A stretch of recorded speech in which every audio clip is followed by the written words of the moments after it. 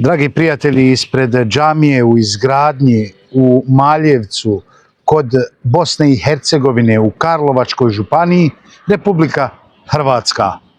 Svako toliko imamo po jednu svečanost. Zapravo sama vakufnama označava određenu svečanost. S nama je u društvu Feho Kendić, jedan od volontera, hizmečara ove džamije. Dakle, sama riječ volonter puno znači. Sakupio je sredstva, svoja vlastita, i donio za džamiju, za izgradnju. I ispred džemata, evo, uručujemo mu vakufnamu za ta sredstva koja je uložio na dunjaluku za ahiret. Vakufnamu će uručiti član džematskog odbora Said Dizdarević. Hvala.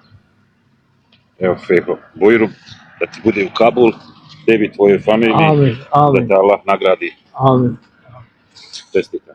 Inače, Feho je Kendić porijeklom iz Donje Vidovske, nastanjen u Pašinom potoku, sin Bešira i Kadire. Ugledajmo se na ovaj postupak Fehe kako bismo i mi bili na ovom putu do vakufname. Evo, sa ove svečanosti, male, ali velike, upućujemo srdačne i mahsuz selame.